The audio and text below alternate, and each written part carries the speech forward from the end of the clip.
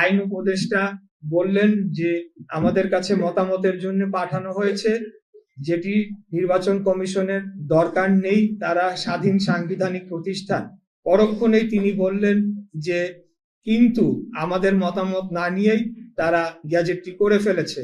এখন গ্যাজেটটি বা আইনি মতামতের জন্য যে ফাইলটি 5 দিন যাবৎ তার টেবিলে পড়েছিল সেই বিষয়টি কিন্তু উল্লেখ করা হয় নাই।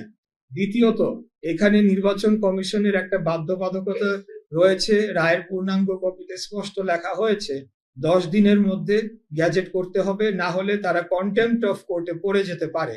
কিন্তু যখন জনগণের সামনে এভাবে উপস্থাপন করা হবে, জনগণ কিন্তু সেটাকে ভিন্নভাবে দেখবে যে আচ্ছা আইন মন্ত্রণালয়কে হয়তো তোয়াক্কা না করে কোনো ধরনের প্রভাব খাটিয়ে নির্বাচন কমিশন থেকে গ্যাজেট করানো হয়েছে কিনা, এই ধরনের একটা চিত্র দেওয়ার চেষ্টা করা হয়েছে, যেটা অত্যন্ত আমি বলবো দুঃখজনক। নির্বাচন কমিশন একটি স্বাধীন সার্বভৌম প্রতিষ্ঠান, তারা আপন গতিতে তারা নিজ সিদ্ধান্তে কাজ করে চলেছে, এই ব্যাপারে আমাদের কোনো কিছু বলার নেই।